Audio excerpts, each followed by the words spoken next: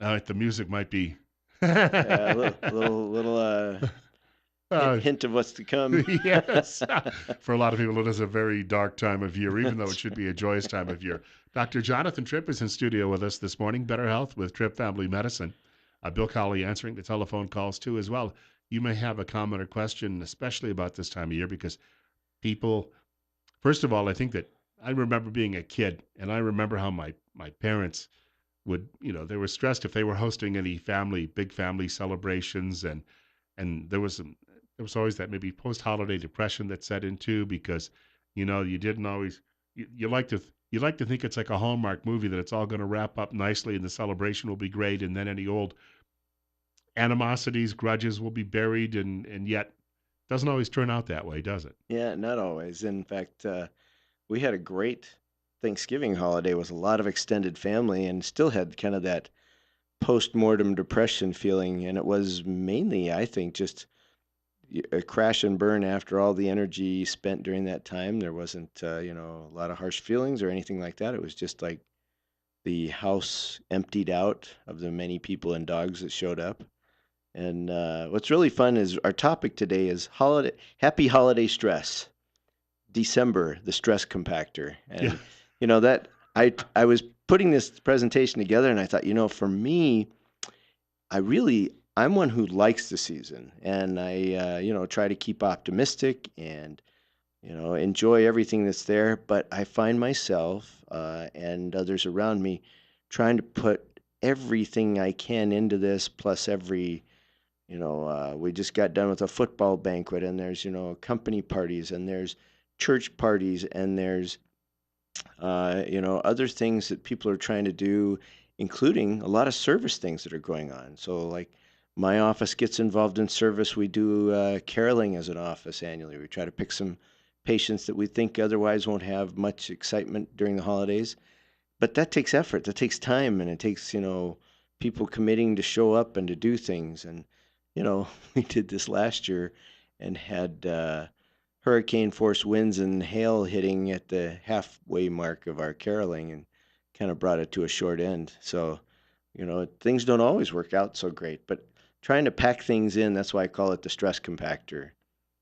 So today we're going to talk about what kinds of things do cause us stress during the holidays, and then what can we do about it? And what's really interesting is if I can give a general theme, it is try to reduce your expectations for yourself and for others, and realize that our commercial media's main job is to help you find out what you don't have and what they think you need to buy, and increase your expectations of what needs to happen.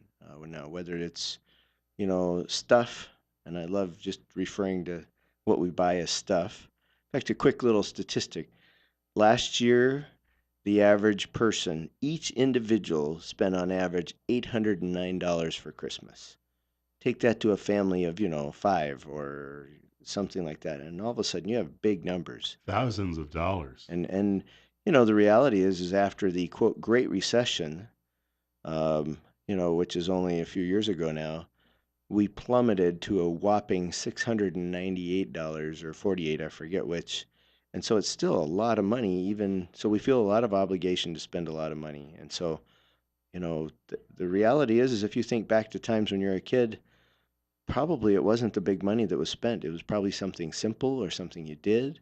And so that's probably my biggest push on this, show that we talk about this morning is that try to lower your expectations for yourself, for others, for the things you need or that you think you need, and you might find out that it's a whole different scenario than your average experience with the holiday season. I would see. I read today in the newspaper out of I think Idaho Falls about how Idahoans are the fifth most generous when it comes to volunteering time, and more than a third of Idahoans in the past year have volunteered in some project or in some organization. Maybe that's what people need to focus more on this time of year because that might be more fulfilling. I think that that's probably absolutely true. That we have very service-oriented people, a lot of good people. That's part of the reason why we moved to where we are in Twin Falls is we'd come and visited with my sister and her family, summertime, Christmas time, And so people will often say, well, let's see, you've lived in Philadelphia and you've lived in San Antonio and you've lived in Detroit and you lived in Phoenix. Now, why did you come to Twin Falls? And my response is because I know better. It is a good place and there are good people. And that is one of the hints of as we go through what to do about it is finding a way to step out of what you're doing and actually serve somebody else. And it can be simple. It can be, giving a friendly hello, holding the door. It could be serving down at our food kitchen. We have the Catholic Church right down on the main park downtown. That's a great experience. I've done that a couple times with my family. So, and that can be any evening. It doesn't have to be Christmas Eve or Thanksgiving. Any evening they can use you, and I think they It's have you often in show the up about. church bulletin that they have a need for people. Yeah, so I think it's 4 or 4:30 is my memory. You go, they assign you a little job and you just serve, and it's a lot of fun, and you get to see who you're serving, and that's a great experience. So there's one idea, but let me tell you some of the things Hold that. that thought for a Okay. moment. We've got a short break, and we got more with Dr. Jonathan Tripp from Tripp Family Medicine in just a couple of moments. We're going to delve more into this, how you beat maybe perhaps holiday stress and holiday blues in just a moment with Dr. Jonathan Tripp. We do want to point out if you'd like to if comment or question for the doctor this morning, 7360300. It's 8:43, and right now it's 30. Bill Colley answering the telephones. And we do want to point out, I know that for about a month, your office was involved very heavily because we're now seeing some of the coldest weather of the season and Yeah, will through the next week at least. You had a very successful effort with the coat drive. we did. So I want to thank everybody that helped out with that. It kind of was amazing to me that, we announced it, and within a couple of days, we had probably 50 coats right to begin with, and then continued to do that through middle, maybe even the 20th of November is when we kind of ended our effort, but that was very successful and appreciate that. So that's a minor service because, we made an announcement. We made an effort to have a place to deposit them and then we delivered them. And that is, just that it took a little time, but it is a good thing to do. And I'm not saying, trying to toot our horn too much as I'm saying, um, it doesn't have to be a public service. It can be helping somebody sweep a walk or something like that, and you'll be amazed at that little, what I'll call timeout for somebody else, will help de-stress what you're doing with the rest of your month. So, let me talk to you a little bit about the.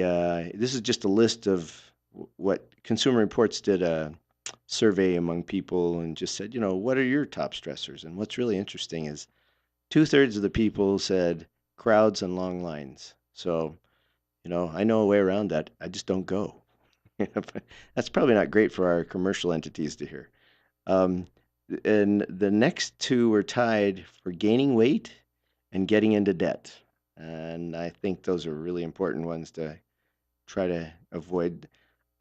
Shopping for gifts was number four, and almost tied with that one was traveling. Whether you're traveling long distance, short distance. In fact, I did a little reading. There's a statistic that said the average distance somebody travels during Christmas is 250 miles, which is farther than Thanksgiving. But the rest of the year, long distance travel is about equal to what people do at Christmas on average. So, travel is a big deal. Seeing certain relatives, I think everybody had figured that one out. There's always fun at family gatherings that you may not really want to have around, and so you know as they say, everybody's got one, and you might be that one. So, but that can be a tough one. Seasonal music. It's interesting how some people see that as a stress. We have 96.5, a sister station that plays Christmas or holiday music for the whole month, and some of us love that, and some of us need a break, and some of us don't want it at all. So that's an interesting one. Disappointing gifts. I thought at least one of these came into really showing that there's a fairly healthy selfish part of us in the crowd that they're disappointed with their gifts, and that's a stress about the holidays. And then having to attend holiday parties and events, you know for some people it's great, and others it's a mean obligation, or so that's the way they feel about that. You almost feel, I think, in some cases, and I hate to say this, I've worked places where you felt compelled to make an appearance. Yes. That if you didn't, somehow that it would harm you in the political culture of the office. Absolutely. So, any of my employees, if you're listening, if you don't show up, you're out. Yeah. That's the way it goes. No, no pressure there whatsoever. No, we hopefully that's not the feeling at my office. I'll try to go back after the show and make sure that people know if they really don't want to come, we didn't want them anyway. Yes. So yeah, something like that. Um, Let me give you some things. Kind of, this is I'll call it the downside. This is from an article this time last year from Forbes magazine. It says here's some common causes of the holiday stress. Lots of people have to work hard. Looming year-end deadlines potentially increase business, especially if you're in sales or holiday season. Your health clinics are one of them. Because everybody's got their deductible, or a lot of them that change over January 1st, and they want that mole removed, or they want that skin tag, or they want to make sure that they get their labs done, or whatever it is that they want done. Or my gallbladder's been bothering me for 6 months, but I'm going to get it done before the end of December because I have a new deductible, and so that's what happens in health clinics. But if you're in a retail store or a restaurant in particular, this is busy, busy. This is the time of year. So um, working, extra stress at work on top of all the other things I talked about compacting into December. Um, the holiday travel we talked about, stretching your budget or spending too much. That's one. Bringing people together that have some accompanying drama. That's another. Um, Inclement weather makes it tougher to get around. May limit your outside activities because we're going to get back to things you can do to help out, and physical activity is a big one. It really helps. Um, Holiday can remind you of painful memories, such as breakup, divorces, deaths, especially when you see scenes where people are apparently experiencing the opposite. The seemingly happy couple, or the TV show where everybody lives happily ever after, things like that. Um, Food and beverage. This is really the one that I think you can do a lot about. I love desserts, so I'm guilty as anybody on this. And we have people bring stuff into the office as a Christmas gift, and there's always something just you can't hardly pass up. So my suggestion, or what happens is, we tend to eat more and we tend to drink more, especially if we're do alcohol consumption. And as we gain weight, we have remorse, we regret, and guess what we do? We tend to eat more and drink more as a result of it. So if you can try to stick to most of what you normally do, especially if they're healthy habits, whether as far as eating and some exercising, that will help you go a long ways to keeping out of the depression that can hit with holidays. I love eggnog, but I guess I should limit myself probably to just the one glass and Well, then share it with everybody it's else. really funny. Let me give an analogy. I see people that are diabetics or newly diagnosed diabetics all the time. And for years, the American Diabetes Association and all kinds of medical recommendations were never, never, never, never, never touch sweets.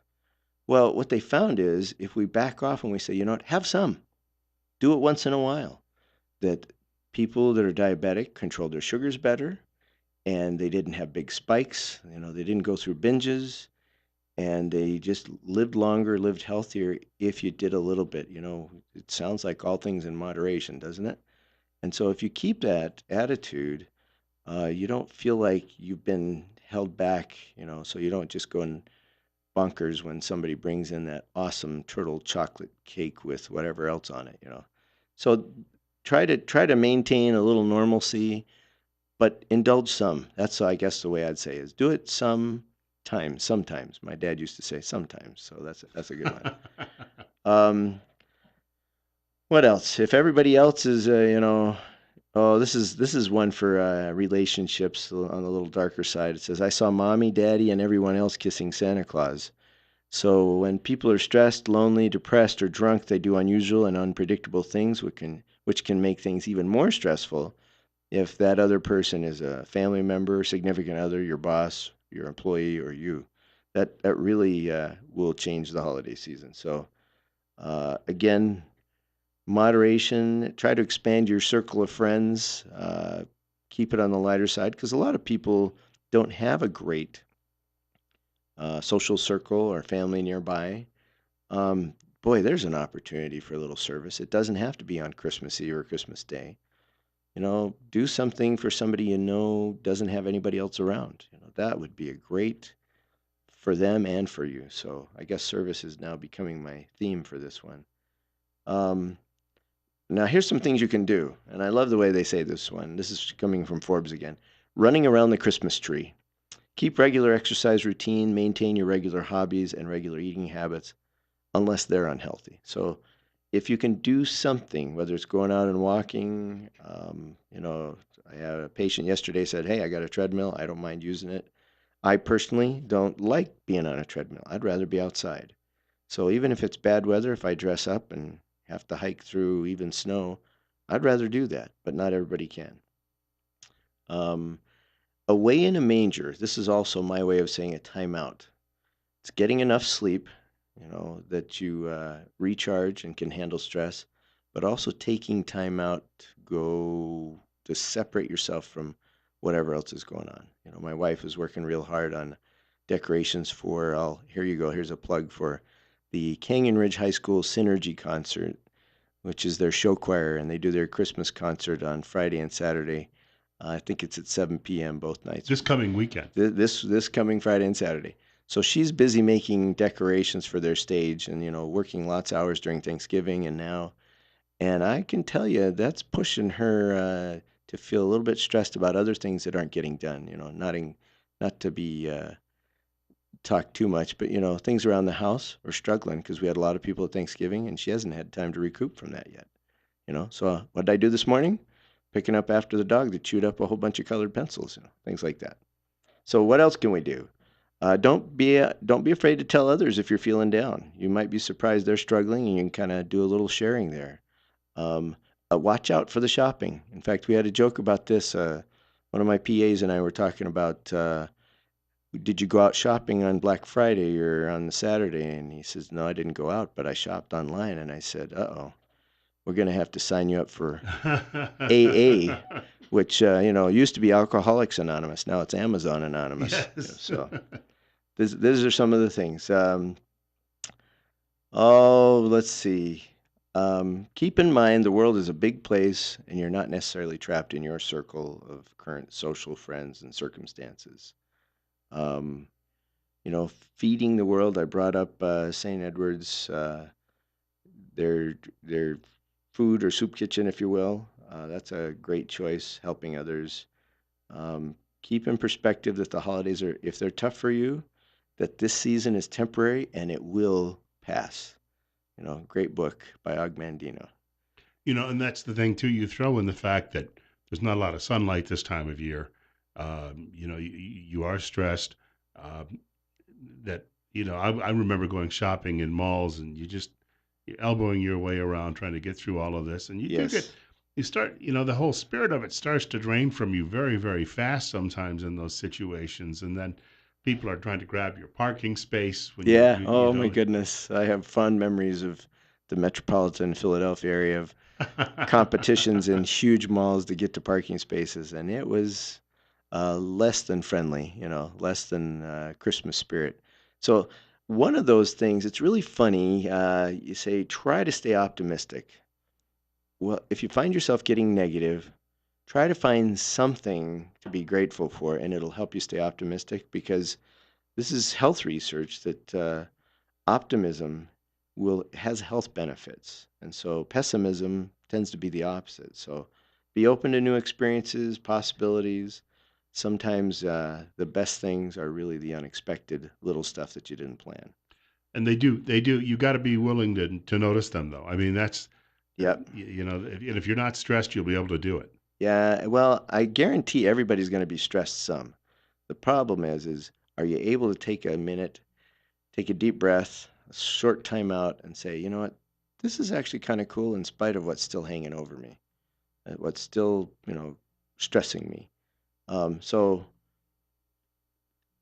this is a tough subject for some people, and others don't even hardly get what I'm talking about because they're so darned optimistic. But the truth is I think if you will really say, what's the purpose of this season? Is it really all about how much I can buy and how much I can, give financially? If so, that's a long month. If it really is more about, uh, spending a little time with others, and sometimes more than a day is too much time, but other times you find that this is a time to get together with family that you're not doing otherwise in the rest of the year. Before we wrap up, can you repeat the contact information for the office? Because we still have a lot of new people coming to town and they're looking for someone for a family doctor and for that type of care. You bet. Where would you send them? Only to one place. Yes. No, no. Tripp Family Medicine. There are lots of good doctors. We like to say we're one of the better options. So, Tripp Family Medicine is located on Fillmore Street, across from the post office, up on the north side of town. It is well, if you want the address, 1411 Fillmore Street, and we are on the telephone at 933-4400. So 933-4400. On the website, it's trippfamilymedicine.com, which you can get lots of information there about us, as well as download new patient information, paperwork that you can do rather than sit in the lobby and do. And then on Facebook, it's Tripp Family Medicine. So we'd be happy to see you. We love seeing kids. We've got lots of colds and things like that going around right now. And our motto is, if you're hurt or sick, we get you in quick. I want to So thank Dr. Tripp for dropping by today, and hopefully we'll chat again before Christmas. I'm sure we will. All right. We've got prosecuting attorney Grant Loeb's coming up in just a few minutes, following the news at 9 o'clock from Fox. Bill Colley with you as well. This is Top Story on News Radio 1310 KLIX and NewsRadio1310.com.